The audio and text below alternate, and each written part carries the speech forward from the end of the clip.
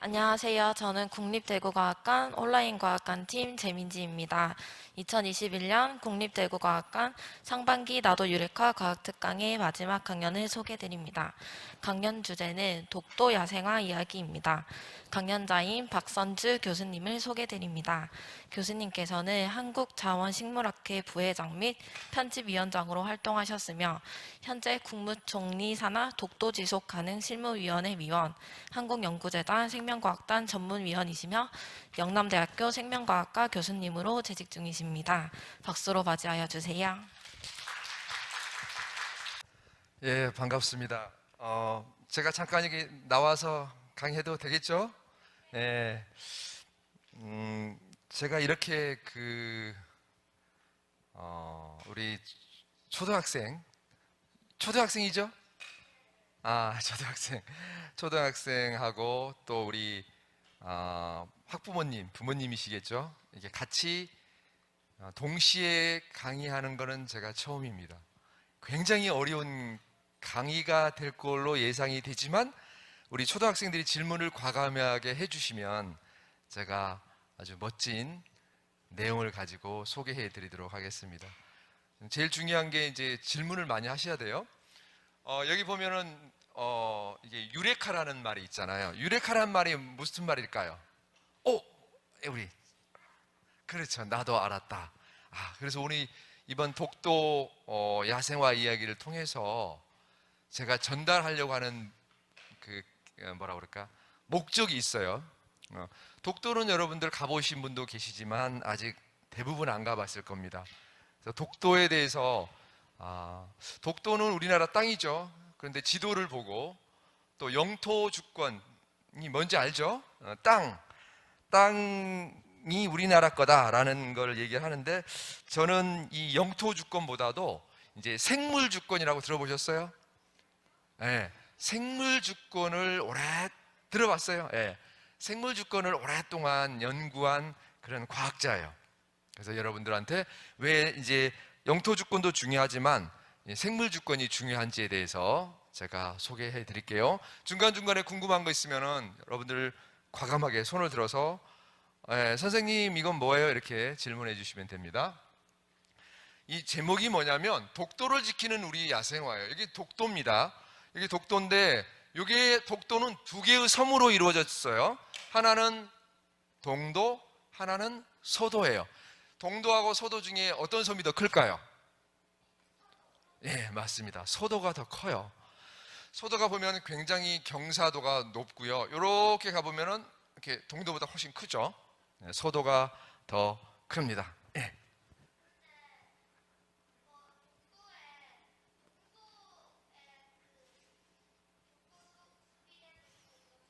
예.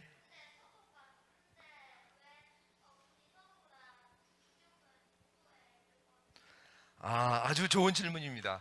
저 뒤에 잘 안 들리시는 우리 학생들하고 학부모님을 위해서 제가 다시 말씀드리면 여기 우리 친구 이름이 뭐죠?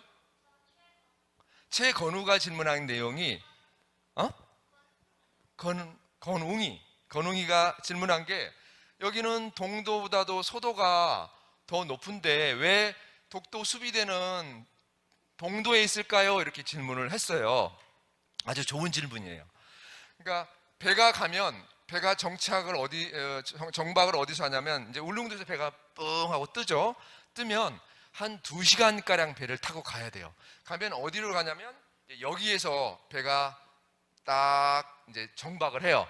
많은 사람들이 여기서 내려서 여기서 이 선착장에서 이제 만세도 부르고 애국가도 부르고 태극기도 흔들고 또 독도 경비하시는 우리 경찰 수비대하고 이제 또 사진도 찍고 그래요. 근데 작년에 어떻게 바뀌었냐면 독도는 경북경찰청에서 지키기로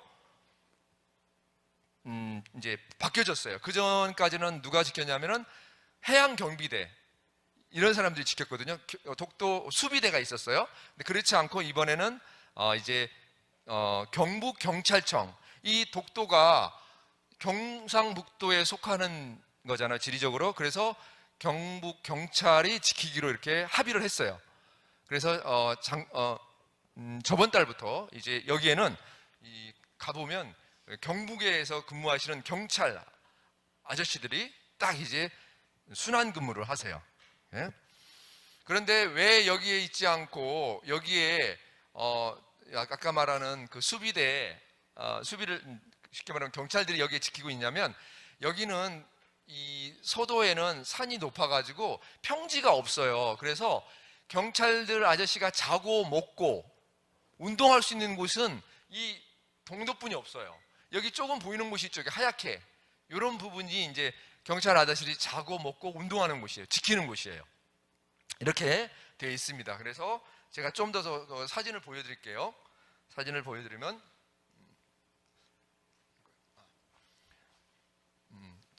이제 좀 더 잘 보이죠? 저희 보면 이게 이쪽이 동도예요. 이쪽이 동도고, 이게 레이저가 잘 안 나. 여기 동도고, 여기 이제 서도예요. 서도를 보면 굉장히 높죠. 평지가 없어요. 그러니까 사람이 살 수가 없고 딱 두 사람만 살아요. 누구냐면 누가 살까요? 서도에. 네.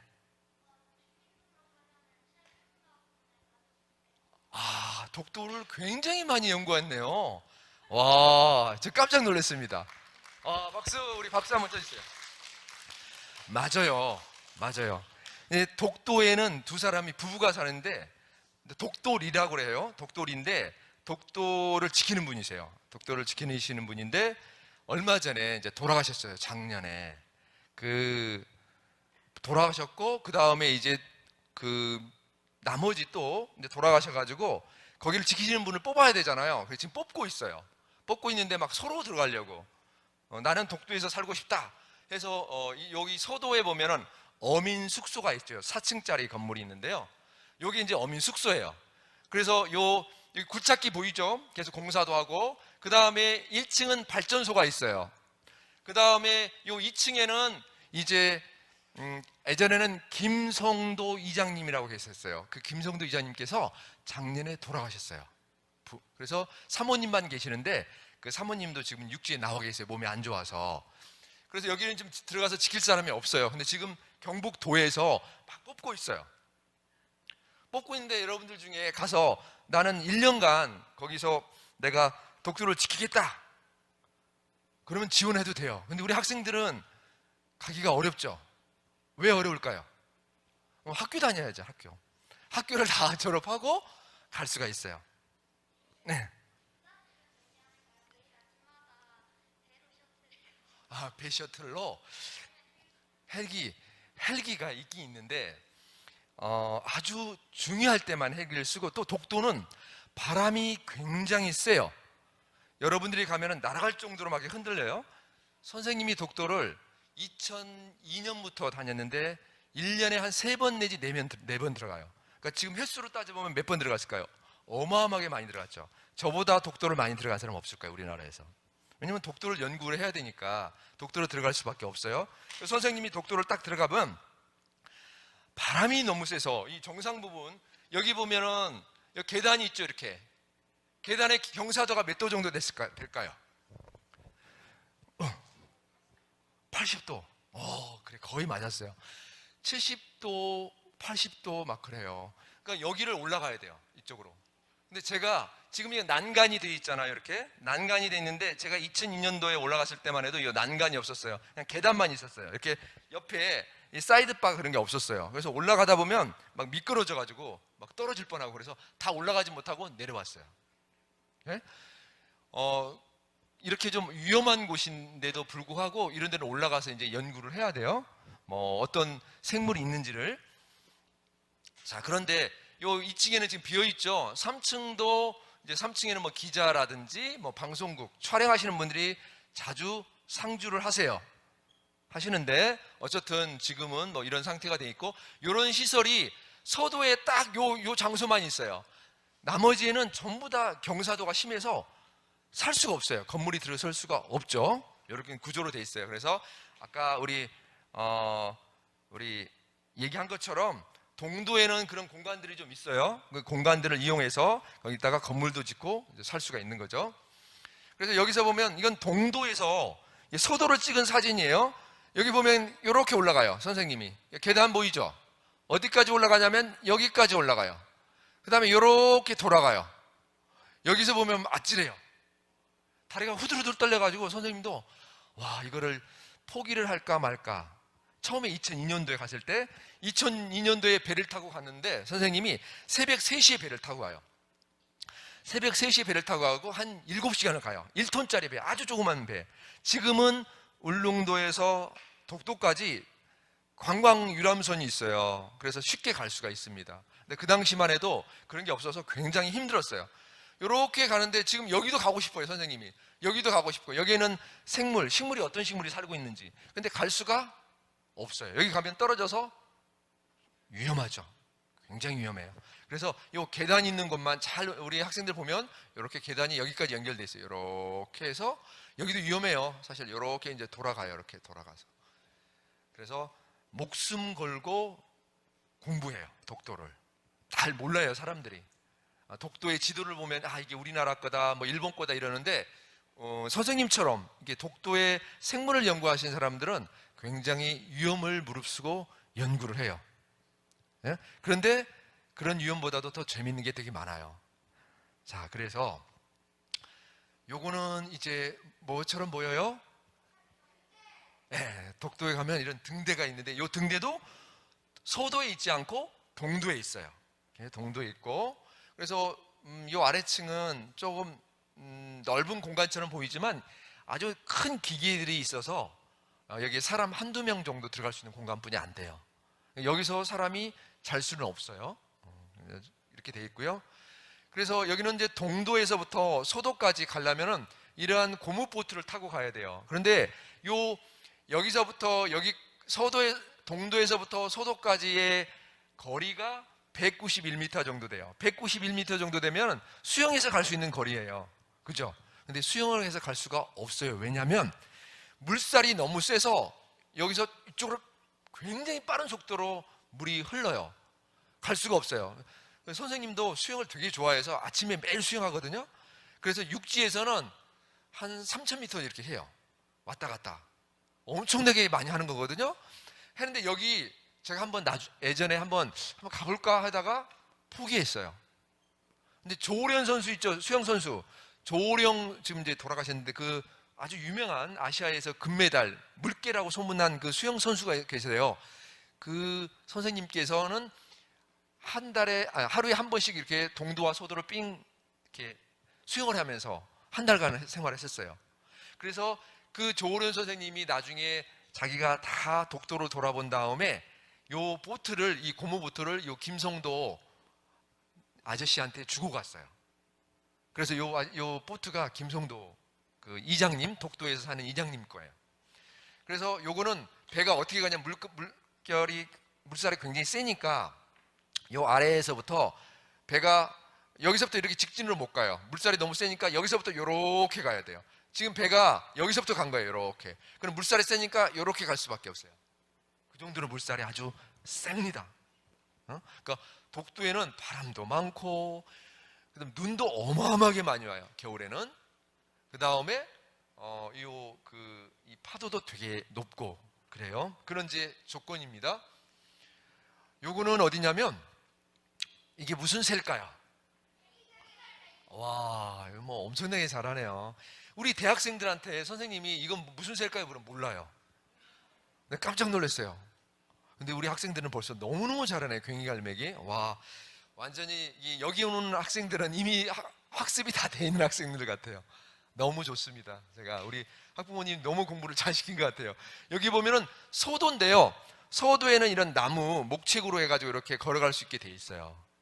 그 다음에 이 괭이갈매기들이 이제 보통 한 4월 중순부터 5월 중순까지 괭이갈매기가 엄청나게 날아다녀요. 그래서 괭이갈매기가 이 배설물들 있죠. 이렇게 이거 하얀 것도 다 배설물들입니다. 그래서 저희가 서도를 연구하러 갈 때 모자를 쓰고 가요. 모자를 쓰고 가는데 모자에를 막 이 배설물이 툭툭툭 쏘아요.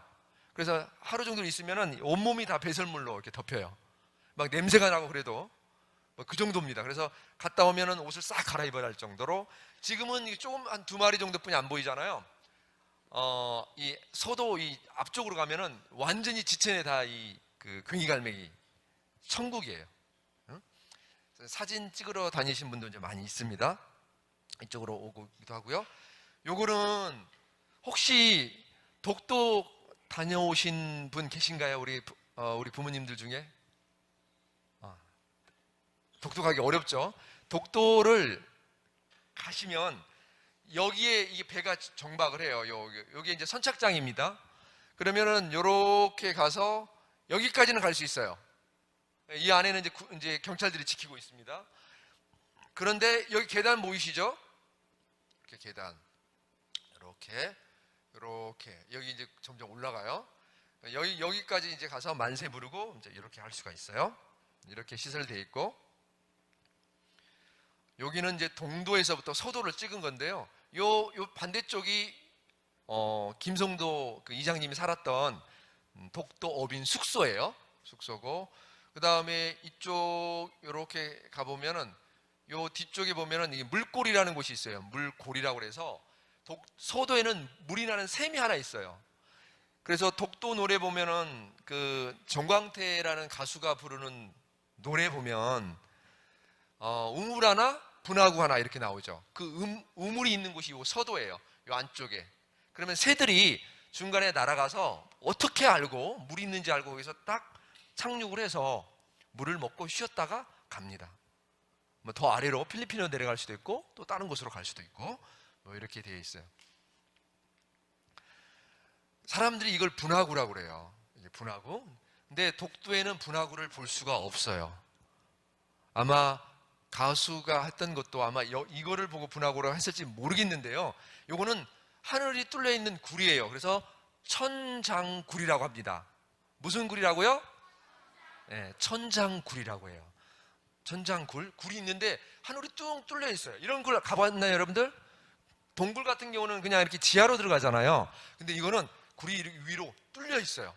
여기서부터 여기까지가 91m예요. 91m인데 거의 90도죠. 근데 선생님이 내려가 뻔했어요. 이 밧줄을 타고 제가 한 3일 동안 울릉도에서 연습을 했어요. 연습을 하고 이제 이 아래에는 어떤 생물이 살고 있는지 너무 궁금한 거라. 그래서 가기로 딱 먹고 울릉도에서 이 산악 세계에서 가장 높은 산이 어떤 산이죠? 에베레스트 산을 2번 다녀오신 분한테 제가 이제 전문적으로 배웠어요. 그래서 로프를 잡고 막 올라갔다 내려가는 연습을 했는데 여기 한 발자국 여기서 탁 하는 순간에 못 가겠다고 포기를 했어요. 너무 떨려가지고 여기 다리에 경련이 일어나는 거예요. 경련이라는 건 어떤 건지 알아요? 네. 도저히 안 돼가지고 그래서 그 전문 상한악인이 내려갔어요. 그리고 기자도 내려갔어요. KBS 기자. 제가 뒤에 아마 동영상이 있을 거예요. 제가 한번 보여드릴게요. 그래서 어디서 내려가냐면 여기 헬기장이에요. 보이시죠? 여기 헬기장인데 이제 대통령이라든지 국무총리 높으신 분들이 오시면은 여기에 딱 이제 착륙을 해요. 착륙을 하고 그다음에 요 계단이 쭉 있어요. 계단으로 쭉 내려가요. 아래쪽으로. 이렇게 돼 있고. 요건 아까 봤죠? 등대. 봤었죠? 그렇게 있고 길이 어디로 나 있냐면 요 뒤쪽으로 나 있어요. 길이. 여기 조그만 게 요쪽에 보면은 오래된 포가 있어요. 빵 쏘면은 대포 있죠? 대포가 있어요. 근데 사용을 못하는 아주 오래된 대포예요. 예? 그렇게 있고 그래서 여기서 선생님이 위에서 아래로 찍어봤어요. 아까 그 천장굴을 찍어봤는데 사진으로 여기 바닥이에요. 바닥이고 또 밑에 이게 뚫려 있어요. 그러니까 밑에도 뚫려 있고 위에도 뚫려 있어요. 이런 식으로 돼 있죠. 그런데 굉장히 가깝게 보이죠? 가고 싶잖아요. 이 정도면 내려갈 것 같은데 실제 그렇지가 않아요. 굉장히 91m 정도 되니까 굉장히 긴 동굴이죠. 그래서 이제 선생님이 얘기하려고 하는 것 중에 하나가 뭐가 있냐면 생물 주권이라고 그랬죠. 영토 주권에 대해서는 여러분들 잘 아시죠? 영토는 우리나라 땅이다라는 거고 생물 주권이라는 건 뭐냐면 특정 지역에서 자라고 있는 생물을 이용할 수 있는 권리를 생물 주권이라고 그래요. 좀 말이 어렵죠? 다시 한번 풀어서 얘기하면 우리가 여기가 달성군이죠. 여기가 과학관이 있는 곳이 달성군에 난 생물은 누가 이용하냐면 달성군 주민만 이용할 수 있다는 게 생물 주권이에요. 우리나라 식물은 누가 이용할 수 있다고요? 우리나라만 이용할 수 있는 게 생물 주권이야. 그러면 독도에 나는 생물은 주인은 누구예요? 우리죠. 당연히 우리만 이용을 해야 되는데 이 독도에 나는 생물을 다른 나라가 일본이 이용했다. 그러면 우리나라한테 뭘 해야 되냐면 로얄티를 줘야 돼. 쉽게 말하면 돈을 줘야 돼요. 그래서 독도의 생물이 우리나라 거냐, 일본 거냐, 러시아 거냐, 중국 거냐 굉장히 중요하죠.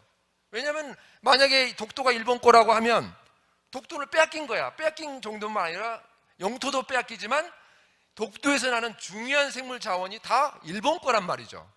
그러니까 우리가 생물 주권을 지켜야 되는 거야. 그럼 어떻게 지키겠느냐? 요거에 대해서 제가 얘기를 하겠습니다. 여기 보면 이게 지금 말레이시아라고 되어 있죠? 말레이시아하고 여기는 지금 뭐라고 있어요? 다 같이 한번 읽어볼까요? 예, 말레이시아하고 인도네시아 사이에 여기에는 뭐라고 되어 있나요? 시파단 섬이 있는데 이게 말레이시아하고 인도네시아가 계속 싸움을 하는 거야. 왜? 요 시파단 섬이 자기네 땅이라고.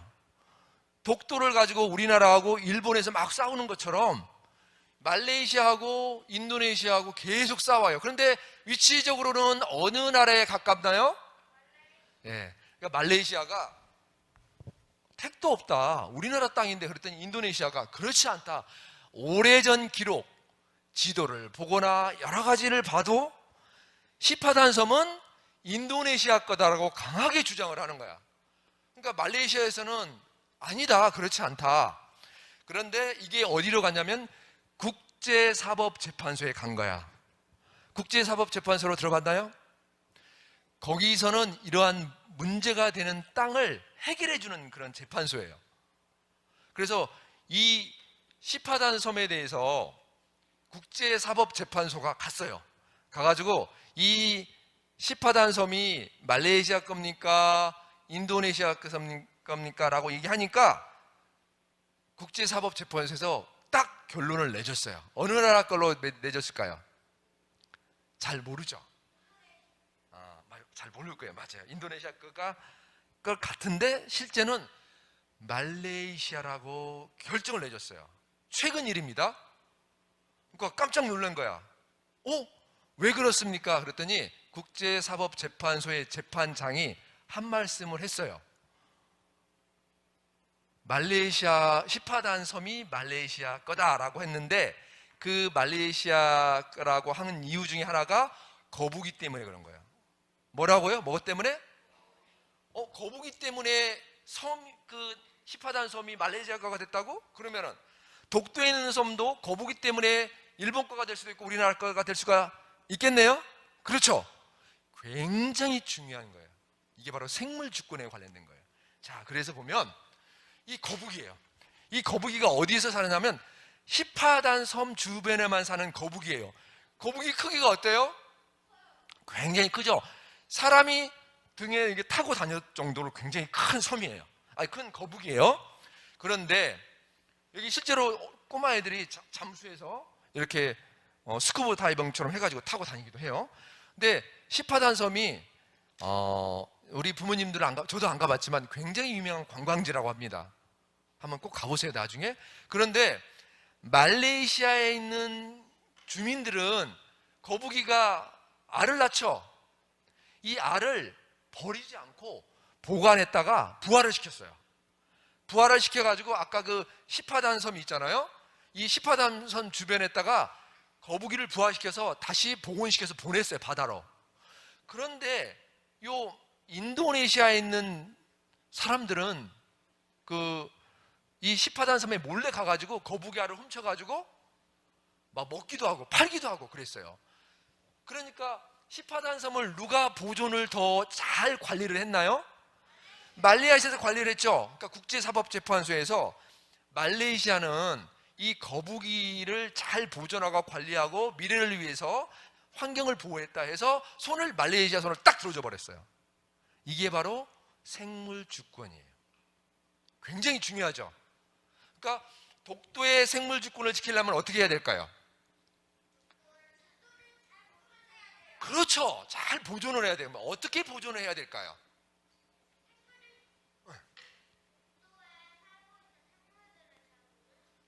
그렇죠. 잘 보존해야 돼. 예, 또. 그렇죠. 그런데 우리 국민들이 독도에 가잖아요. 독도에 가면 배 타고 가죠. 배 타고 가면 거기서 만세도 부르고 먹을 것도 먹고 막 그런단 말이에요. 그러면은 환경이 보존이 되겠어요, 안 되겠어요? 물론 조용히 가서 봐야 되겠죠. 그죠? 잘 보면서 아, 독도가 아름답구나, 우리나라 땅이라구나.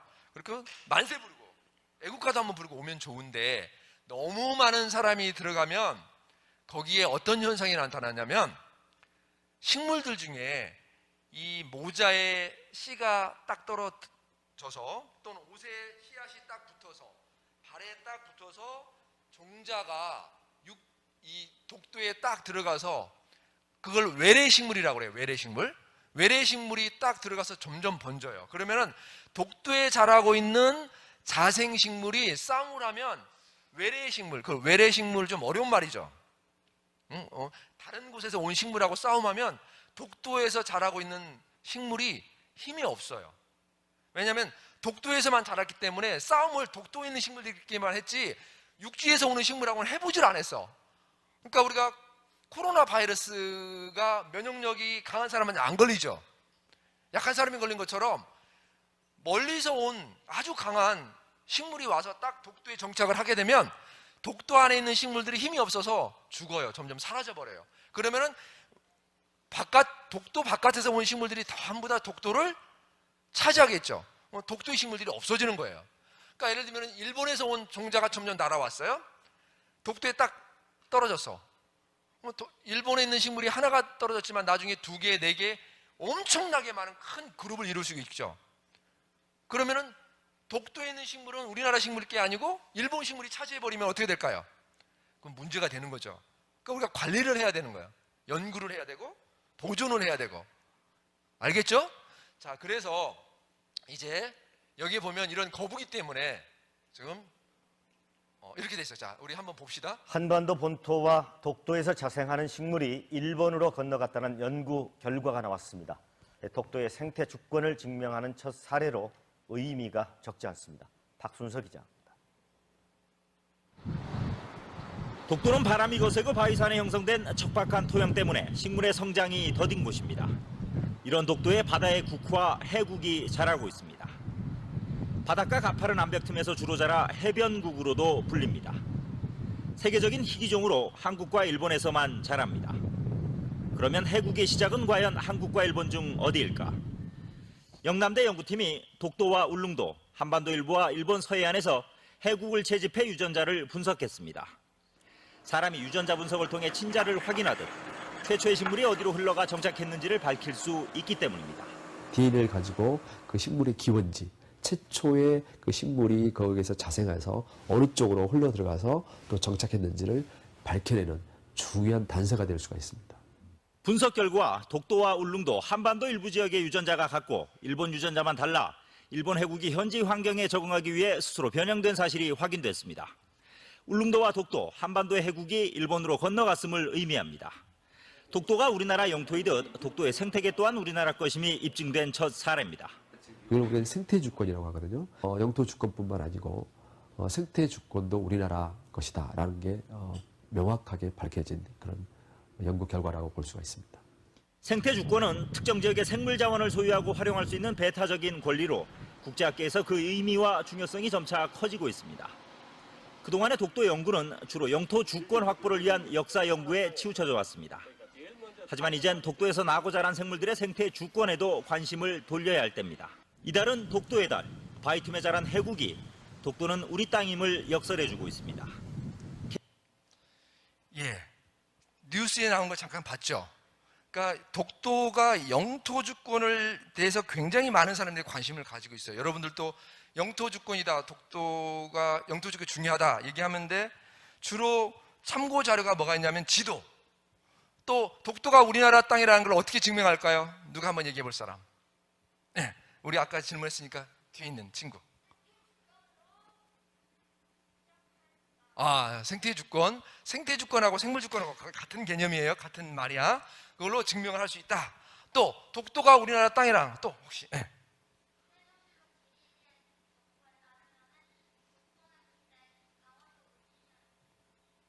세종실록 지리지에 나온 결과를 가지고 독도가 우리나라의 땅이라고 이렇게 주장을 한답니다. 자, 아까 했으니까 자, 또 혹시 다른 학생 혹시 독도가 어떻게 우리나라 땅일까요? 증명하려면 여러 가지 방법이 있겠죠. 근데 아까 말한 오래된 그 책, 그걸 고서라고 그래요. 한자로 오래된 책이라든지 그 다음에 오래된 지도, 고지도라고 합니다. 이런 거를 통해서 예전부터 우리나라 땅이라는 걸 증명할 수가 있겠지만 일본은 그런 거 없을까요? 일본에도 다 가지고 있어요. 일본도 오래된 지도가 있고 오래된 고서가 있어요. 그럼 서로 싸우면 서로 누가 이길지, 그 다음에 그거는 책이잖아요. 책은 그걸 쓴 사람에 따라서 주관적인 입장이 들어가기 때문에 이게 달라질 수가 있어요. 그러면 객관적인 증거를 만들 수가 없어요. 그래서 우리가 객관적인 증거를 만들려면은 여기에 나와 있는 것처럼 영토 주권 못지않게 이 생태 주권을 연구하는 게 굉장히 중요합니다. 그래서 생태 주권을 어떻게 연구하는지를 보면 여기 보면은 자, 우리 다 같이 한번 읽어볼까요? 시작. 독도의 식물은 어떻게 이동되었을까요? 독도는 처음에 그 화산섬이에요. 화산섬. 독도는 화산섬이라는 건 어떤 섬인지 알죠?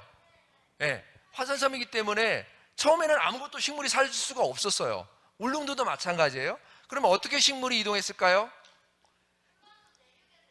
그렇죠. 한반도 내륙이라는 건 우리 여기 우리 경북에서 예를 들면 이동되는데 울릉도로 가고 또 울릉도에서 독도로 가고 이런 과정을 갖다가 우리가 먼 거리 산포라고 그래요. 한 번에 한반도에서부터 독도까지 가는 걸 먼 거리잖아요. 먼 거리 산포가 있고 중간에 울릉도에 들렸다가 다시 종자가 독도로 가는 걸 디딤돌 산포라고 그래요. 디딤돌이라는 것은 중간에 거쳐가는 돌을 얘기하는 겁니다. 이런 두 가지 방법이 있고요. 또는 새와 바람의 힘을 빌려서 이동해요. 왜냐하면 울릉도와 독도는 화산섬이기 때문에 처음엔 아무것도 없었어요. 없었는데 어떻게 그러면 식물이 살았을까 굉장히 궁금하잖아요. 그죠? 그래서 나온 게 바로 요 새가, 여기 자세히 보면 새가 여기 뭘 물고 있죠? 여기 뭘까요? 씨, 종자를 물고 있죠. 여기 멀리 날아갑니다. 육지에서 울릉도에서 독도까지. 그 다음에 또 하나가 뭐가 있냐면 여기 뭐라고 돼 있어요? 바람을 타고 또 멀리 이동해요. 그래서 요 새가 날아가면서 여기 쉽게 말하면은 요 배설물 있죠? 분비물. 요걸 딱 떨어뜨리면 독도에서 씨앗이 이제 점점 자라서 식물이 되는 거예요. 정상 큰 식물이 될 수가 있는 거죠. 이런 방법으로 해서 이제 독도의 식물이 자라는 겁니다. 그래서 이 독도의 식물을 잘 이제 특성을 파악을 해야 되는데 선생님이 독도를 연구를 많이 해보니까 독도에는 얼만큼 식물이 살까요? 여러분들 종류가 얼만큼 있을까요? 독도의 식물. 독도는 그렇게 큰 섬이 아닌데 독도의 식물이 56종이 살아요. 56종이면 되게 많이 사는 겁니다. 그 조그만 섬에 엄청나게 조그만 섬에 56종이 사는 거예요. 독도의 식물이 몇 종이 산다고요? 56종. 요것만 하나 알아가도 여러분들은 큰 겁니다. 56종. 우리 그 대학생 형 누나한테도 물어봐도 독도에 몇 종이 살까요? 물어보면 어떤 애들은 1000종이요 이렇게 얘기하는 사람도 있고 어떤 사람들은 10종이요 이렇게 얘기하는 사람도 있어요. 근데 약 56종이 삽니다. 56종이 살고 독도에 사는 식물들은 여러 가지 독특한 특성을 가지고 있어요. 왜냐하면 바람이 많이 불고 독도에는 눈이 많이 오고 그 다음에 독도는 식물이 살기에 좋지 않은 땅을 가지고 있어요. 보통 식물이 땅 살려면은 요 깊이가 한 1m 정도 돼야 돼요. 씨앗이 땅 속에 들어가서 뿌리를 내려면 몇 미터 정도 돼야 된다고요? 1m 돼야 되는데 독도는 최고 깊이가 몇 미터냐면 60cm예요. 그러니까 식물이 살 수 있는 환경이 아니에요. 바람 많죠, 그죠? 그 다음에 또 땅 깊이가 얇죠. 또 독도는 물이 많지가 않아요. 그래서 대부분 소금물이야. 바닷물, 바다에서 탁 튀겨서 나온 물들 이런 거. 그러니까 환경이 안 좋은 환경인데도 독도에는 56종이 산다는 것은 굉장히 중요한 의미를 가지고 있어요. 그래서 밤에는 그 경북 경찰들이 잠을 자죠. 지킬 수가 없죠. 한두 사람이 이게 뭐라 그럴까 돌면서 일본 사람들이 오나 아니면 또 외부에서 어떤 사람이 오나 이렇게 볼 수는 있잖아요. 그런데 그걸 지킬 수가 없어요. 하지만 식물은 이 56경의 식물은 다 밤에도 잠을 안 자고 독도를 지키고 있어요. 그래서 선생님이 제목을 독도를 지키는 우리 야생화라는 그런 타이틀을 가지고 설명하는 거야. 독도는 누가 지킨다고요? 야생화가 지키는 겁니다. 여러분들 야생화 하면 뭐가 생각날까요? 네? 식물 중에 어떤 식물이 있을까요? 네, 맞아요. 민들레도 중요한 야생화예요. 근데 민들레가 정말 재밌는 게 제가 뒤에 때도 설명을 할 텐데요. 동물 중에 우리 인간이 가장 고등한 지능을 가지고 있잖아요. 그죠? 그래서 굉장히 뭐라 그럴까 똑똑한 우리 인간이에요. 식물도 마찬가지예요. 식물도 아주 하등한 생물이 있고 고등한 생물이 있어요. 식물도. 그런데 고등한 생물이 아니고 식물로 제가 표현을 하겠습니다. 식물 중에 가장 고등한 식물이 뭐냐면 민들레예요. 민들레. 왜 민들레가 가장 고등한 식물이냐면 여러분들은 엄마 아빠가 서로 사랑해서 이제 여러분들을 낳잖아요. 근데 민들레는 결혼하지 않고도 종자를 맺혀요. 또 결혼해서도 종자를 맺고 아주 다양한 방법으로 종자를 맺는데 그 종자 모양이 자세히 보면 낙하산 모양으로 돼 있어서 멀리까지 한국에서부터 미국까지 횡단할 수가 있어요. 바람을 타고. 그래서 민들레는 전 세계에서 다 볼 수가 있어요. 여러분들 개나리 알죠? 개나리는 전 세계에서 우리나라에서만 볼 수 있는 식물이에요. 미국이나 일본에는 볼 수가 없어요. 개나리는. 그렇죠. 그게 바로 생물주권이야. 개나리에 대한 생물주권은 우리나라만 가지고 있어요. 정답이야. 아주 잘 이해하고 있어요.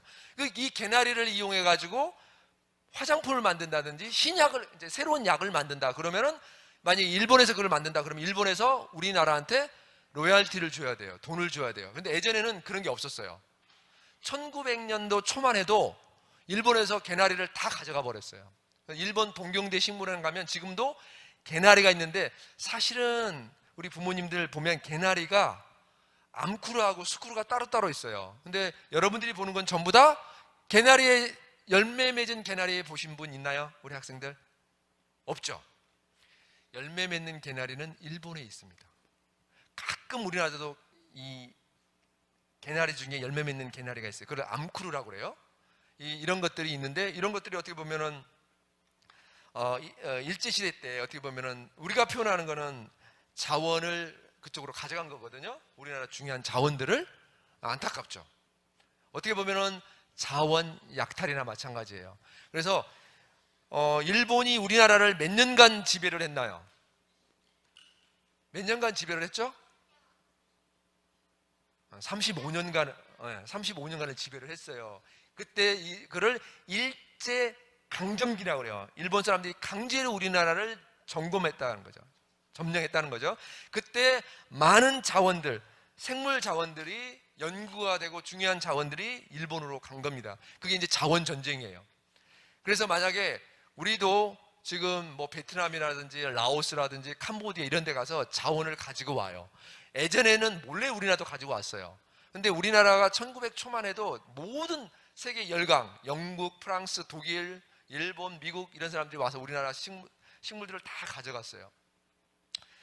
그 중에 하나가 미스김 라일락 같은 경우가 대표적인 건데요. 미스김 라일락은 라일락을 우리나라에 있는 미스김 라일락을 개량시켜서 전 세계에서 팔죠. 지금 역으로 우리나라에서 또 수출을 해요. 그 다음에 이제 크리스마스 추리라고 하는 게 있죠. 이 크리스마스 추리가 우리 제주도라든지 한라산이라든지 지리산 높은 곳에서 사는 나무가 있어요. 구상나무라는. 이 구상나무가 크리스마스 추리로 둔갑해가지고 전 세계에 지금 팔리고 있습니다. 이 로얄티를 우리가 다 받아야 되는데 우리가 그런 연구가 안 돼 있어서 역으로 수입을 하는 거예요. 돈을 주고. 얼마나 불쌍합니까? 지금은 핸드폰 팔아서 석유 팔아서 이 부가가치를 높일 수도 있지만 전 세계에서 우리나라만 있는 식물들이 있어요. 약 350여 종이 있어요. 이 식물을 연구해서 부가가치를 높이는 게 중요합니다. 그러니까 우리나라 식물을 도둑맞지 않아야 되겠죠. 그래서 요 독도에 사는, 다시 독도로 가면 요 독도에 사는 식물들은 식물이 인간보다도 더 오래, 요 하나만 할게요. 식물이 인간보다 더 오래 살잖아요. 오래 사는 이유가 어떤 걸까요? 이 식물은 밖에 우리 저 친구 손을 들었네.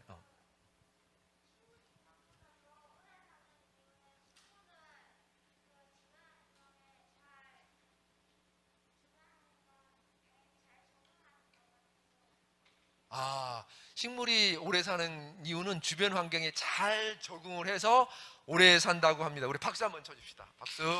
네, 아주 잘했어요. 정답에 가까워요. 우리 인간은 밖에서 잠을 자나요? 안에서 잠을 자나요? 안에서 따뜻한 곳에서 잠을 자죠? 또 시원한 곳에서 잠을 자죠. 근데 식물은 항상 비 맞고 눈 맞고 어려운 환경에서 자라니까 자기 스스로를 보호하려고 하는 유전자가 발달돼 있어요. 그 생명에 관련된 유전자가. 그래서 그 생명에 관련된 유전자가 동물보다도 더 많이 발달돼 있어요. 그래서 수명이 3,000년 된 거, 5,000년 된, 10,000년 된, 수명이 없어요. 식물은. 물론 1년만 살다가 죽는 식물도 있고 2년만 살다가 죽는 식물도 있어요. 그 다음에 또 오랫동안 3년, 대부분 3년 이상 사는 식물들이 많아요. 이렇게. 근데 그런 식물들은 자세히 보면 이제 아직 내가 어떻게 설명을 해야 될지 모르겠지만 그렇게 생명에 관련된 유전자들이 우리 인간보다도 더 많아요. 훨씬 많아서 그런 어떤 나쁜 환경에 저항할 수 있는, 그러니까 바이러스가 식물한테 딱 들어오면 식물은 그거를 물리칠 수 있는 그런 군사, 백혈구가 훨씬 많아요. 그렇게 생각하시면 돼요. 아시겠죠? 그래서 대부분 새로운 신약은 어디서 나오냐면 신약에서 나와요. 신약이 뭔지 알죠? 식물에서 나와요. 새로운 신약은. 왜냐하면 식물이 가지고 있는 독특한 물질들이 있잖아요. 그런 물질들을 통해서 이제 나오게 되는 겁니다. 그래서 그림을 좀 아까 독도 민들레라고 있었죠. 이게 이제 독도에 사는 민들레인데 실제로 독도의 민들레를 찍은 게 아니고요. 여러분 알기 쉽게 제가 이렇게 하나 찍었어요. 여기 민들레 뭘까요? 씨죠. 여러분들 후 해서 멀리 보내는 것도 해봤죠. 이렇게 종자가. 근데 민들레는 꽃이 몇 개 있을까요? 질문. 민들레는 꽃이 몇 개 있을까요? 민들레는 꽃이 한 개 있다고 하는데 대부분 그렇게 생각하죠. 우리 부모님들도. 요 열매 여기에 보면은 낙하산처럼 생긴 거 있죠. 이렇게 낙하산처럼 생긴 거 있죠. 이렇게. 요게 하나에 다 꽃입니다. 그래서 평균 123개의 꽃이 있어요. 민들레는 꽃이 몇 개 있다고요? 네, 굉장히 많이 있는 거죠. 대부분 민들레 꽃이 하나 있는 게 아니고 123개 있는데 자세히 보면 이게 열매죠. 종자. 종자인데 종자에 뭐가 달려있어요? 낙하사처럼 날개가 달려있죠. 이 날개가 바람을 불면 멀리까지 나가요. 날아가고 요 종자를 보니까 자세히 보니까 여기에 뭐가 있죠? 울퉁불퉁한 게 있죠. 가시가 있어요. 자세히 보면 여기 저 보면 다 가시가 있죠. 이렇게 요 가시가 멀리 날아가서 땅에 딱 떨어지면 여기 파고 들어가서 딱 자리를 잡아요. 안 올라와요. 그 자리에서 나는 이제 새로운 내 삶을 살겠다 이렇게 마음을 먹는 거죠. 이런 식으로 이제 돼 있어요. 그죠? 그러니까 여러분들이 그냥 후 부는 게 아니고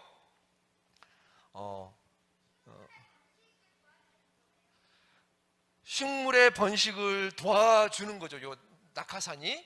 그 다음에 요거는 또 자기가 잘 자라도록, 그러니까 안전한 집에서 내 땅속에서 잘 자랄 수 있도록 이렇게 딱 그 어떤 그 옷을 입는 거죠. 아주 안전한 옷을 입는 겁니다. 이렇게 돼 있어요. 그래서 이거는 후 불면 멀리까지 날아가죠. 여기서 대륙을 횡단한다고 그랬어요. 요거는 제가 이제 섬괴불나무라고 하는데, 요것도 어디에 있냐면 독도에 있어요. 독도에 있는 식물들 하나 지금 설명해 주는 겁니다. 이거는 독도에 있는데 어떻게 독도에 갔을까요? 독도는 처음에 식물이 하나도 없다고 그랬죠. 빵개야.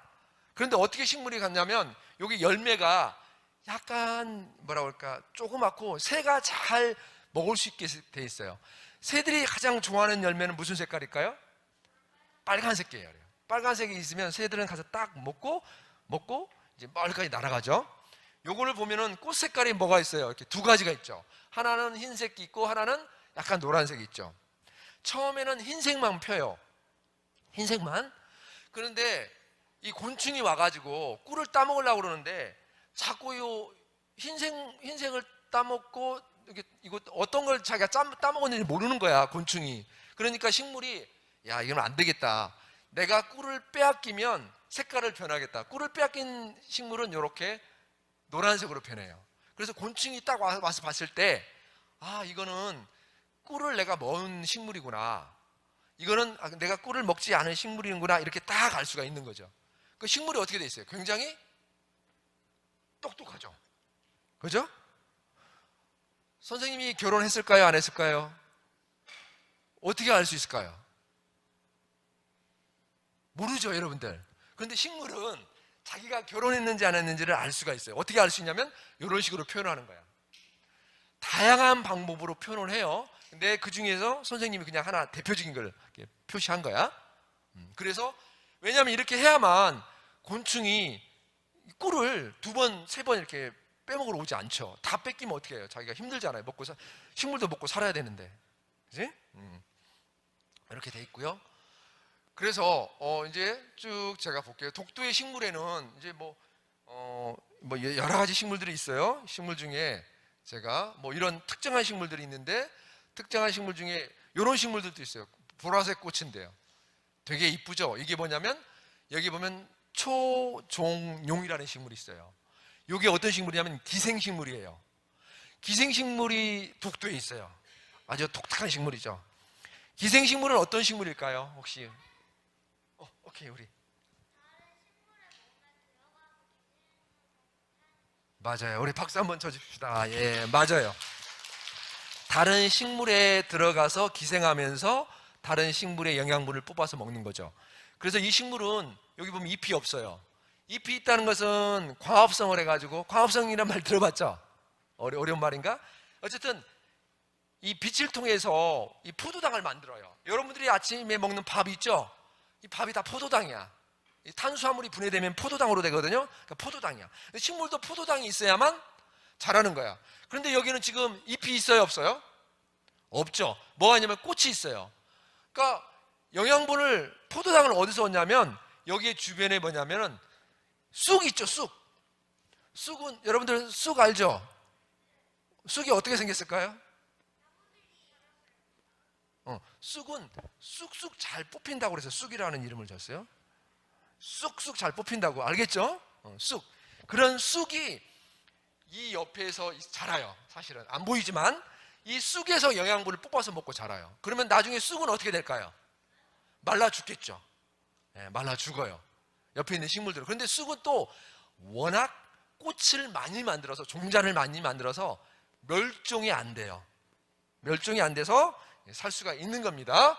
요 식물이 어떤 식물이냐면 초종용 식물, 아주 중요한 식물이 이 독도에 있어요. 그래서 독도 주변에 요 쑥인데 정확하게는 갯제비 쑥이에요. 제비의 날개처럼 생긴 쑥이 있어요. 그 식물 옆에서 요 초종용이라는 식물이 자라고 있습니다. 예? 요 식물은 어떤 식물일까요? 초롱이 뭔지 알지 모르겠네요, 우리 학생들. 초롱. 초롱이라고 들어봤죠? 어떤 걸까? 초롱. 초롱불이라고 들어봤어요?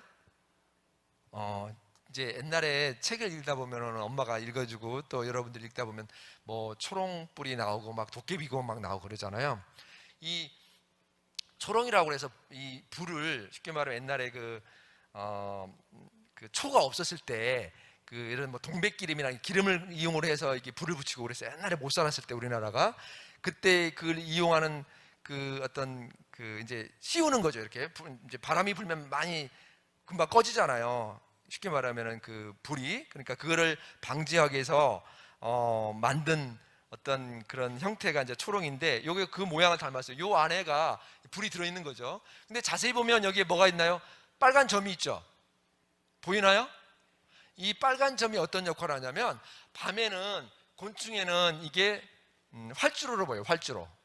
그래서 멀리서도 이 여기를 보고 아 이게 활주로가 있구나 이리로 날아와서 이 안에 꿀이 있어요. 이 안쪽에. 이렇게 이제 밤에는 우리 인간의 눈에는 그냥 별거 아닌 것처럼 보이지만 밤에 곤충의 눈에는 이렇게 이게 점점 반짝반짝 거려요. 그래서 멀리서 보면 활주로처럼 보여요. 그래서 쭉 와가지고 딱 착륙을 해서 그 안에 꿀을 빼서 먹어요. 독도에는 이렇게 독특한 식물들이 많이 있습니다. 이렇게.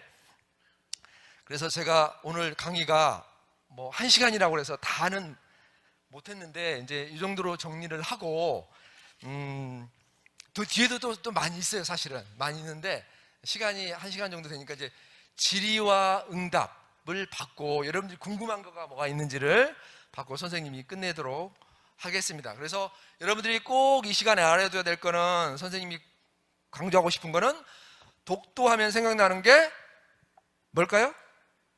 생물 주권. 꼭 요거만 알고 가시면 됩니다. 독도는 영토 주권도 중요하지만 뭐도 중요하다? 주권. 예, 고맙습니다. 생물 주권이 너무너무 중요합니다. 아시겠죠? 자, 혹시 이제 질문 받겠습니다. 혹시 독도에 대해서 아무 질문도 괜찮아요. 독도에 대해서.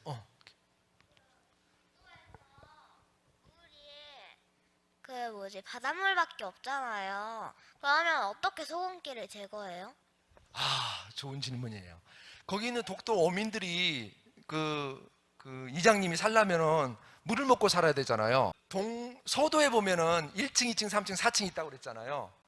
여기에 보면은 요 1층에 큰 기계가 들어가 있는데 그 기계가 그러니까 해수를 깨끗한 담수로 만드는, 우리가 먹는 물로 만드는 장치가 돼 있어요. 그래서 뭐라고 할까, 필터링을 해요. 그러니까 걸러서 바닷물을 짠 NaCl이 들어있는 소금기를 없애고 맑은 물을 먹게 해서 그걸 걸러서 거기 있는 사람들이 먹고 자라요.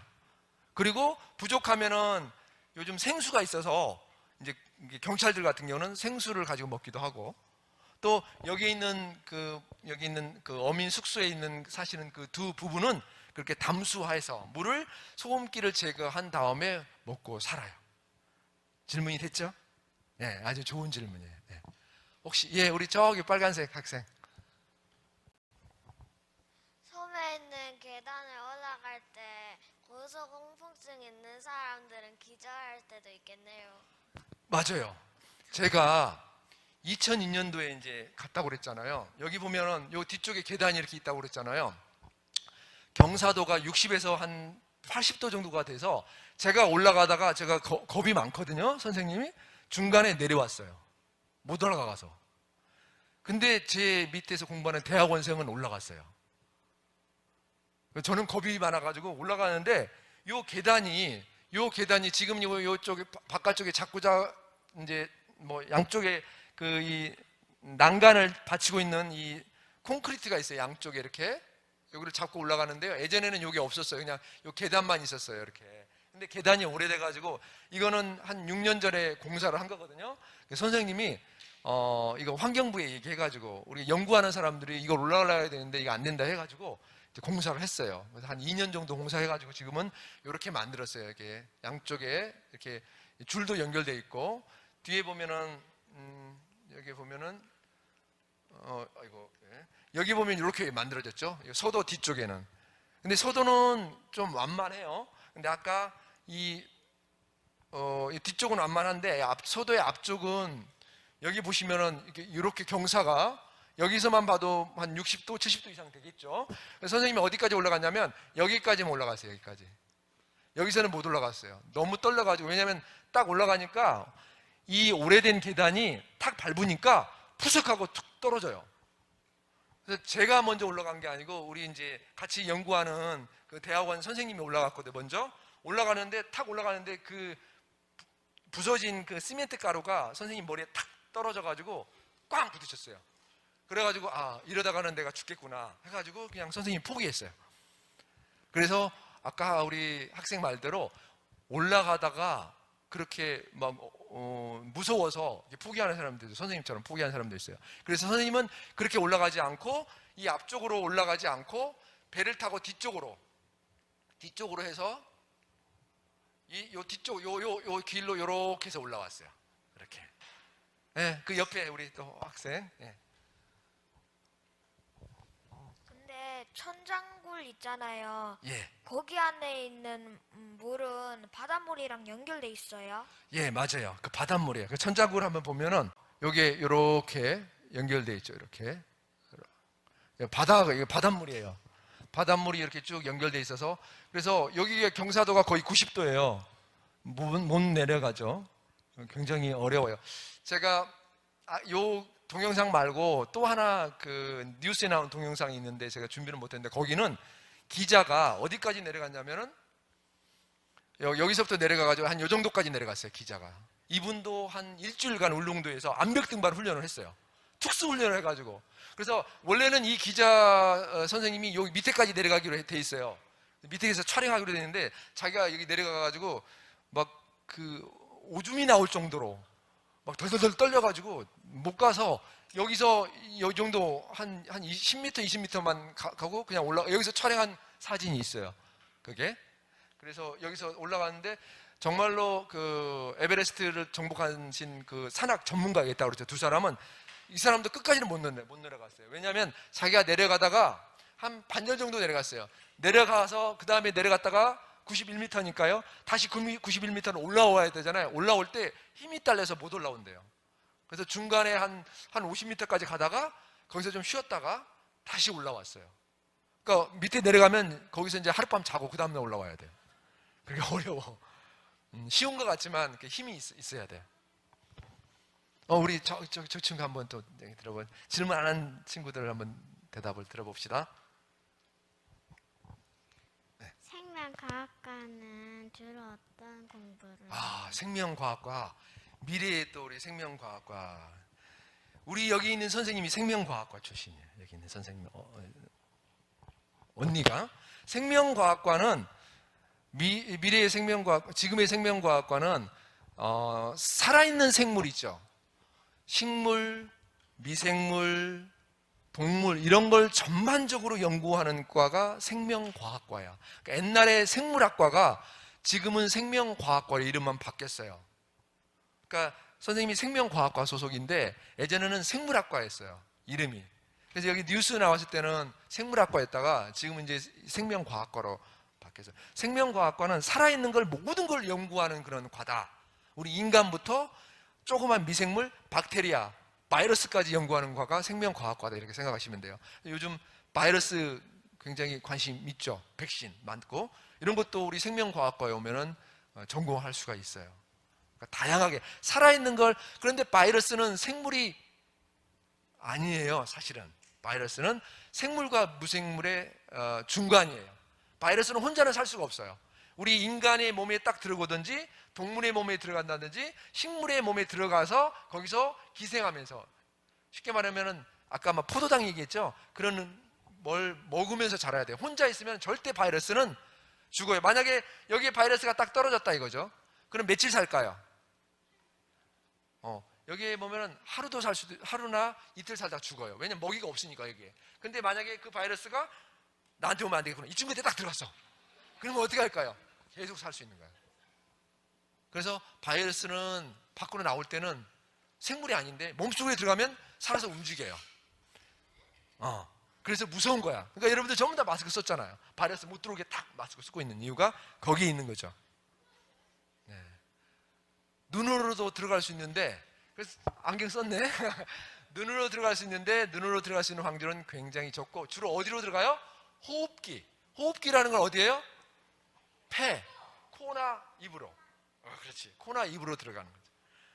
알겠죠? 그래서 여러분들 여기 들어오고 나갈 때는 항상 또 이렇게 그 손 소독제로 깨끗이 씻고 해야 돼. 손 소독제만 바르면 여기 세균이 다 죽어요. 왜냐하면 손 소독제로 딱 손 소독제 역할이 어떤 거냐면 바이러스가 묻었어도 이 바이러스를 완전히 움직이지 못하게 딱 죽이는 역할을 하는 거예요. 그러니까 꼭 손 소독제를 잘 하셔야 돼요. 집에 가면 비누 이렇게 로 세수하고 손 씻고 이렇게 굉장히 중요합니다. 알겠죠? 그러니까 여기 과학관 다니면서도 절대 마스크 벗으면 안 돼요. 선생님도 강의할 때 딱 마스크 쓰고 하잖아요. 마스크를 쓰면 거의 90% 이상 막을 수가 있어요. 여러분들은 꼭 마스크를 써야 돼요. 알겠죠? 여기도 자석간 거리두기를 하고 이렇게 하는 거잖아. 그래서 이 바이러스, 코로나 바이러스를 죽일 수 있는 백신을 우리나라에서 만들었나요? 못 만들었나요? 못 만들었는데 그 백신의 물질이 이 독도에도 있을 수가 있어요. 독도는 언제 만들어진 섬이냐면 약 460만 년 전에 만들어진 섬이에요. 정말 오래됐죠. 460만 년 전에 만들어졌다고 그러면 상상도 못 가죠. 그렇죠. 지구 나이에 비하면 아무것도 아니지만 그 지구 나이에 비하면 최근에 화산이 팍 폭발해서 만들어진 섬이에요. 근데 그런 섬에 지금 식물이 몇 종 있다고요? 56종이 살고 있는데 식물만 있는 게 아니고 사실은 거기에 여러 가지 눈에 보이지 않는 미생물도 많이 살아요. 땅 속에. 이런 거를 거기에서 바이러스를 죽이는 강력한 물질을 찾아낼 수 있어요. 그러면 독도에서 만든 그 어떤 백신이 세계적으로 유명하죠. 그래서 이름을 독도 백신 딱 만드는 거야. 그러면 독도가 전 세계적으로 알려지죠. 여기다 그냥 독도 백신만 하는 게 아니고 코리아 독도 백신 하면 아 독도가 한국 거구나 이렇게 인식도 되겠죠. 그런 식으로 이제 전 세계에 알리는 거야. 일본 사람들이 꼼짝 못하도록. 알겠죠? 그래서 여러분들이 영토 주권도 물론 중요하지만 생물 주권도 굉장히 중요하다는 것을 꼭 인식하시기 바랍니다. 아시겠죠? 예, 자 그러면 오늘 여기서 마치도록 하겠습니다. 수고 많았습니다. 재미있게 강연해주신 박선주 교수님께 박수 한 번 더 부탁드립니다. 네, 이상으로 상반기 나도 유레카 과학 특강의 모든 강연을 마무리하겠습니다. 참여해주셔서 감사합니다.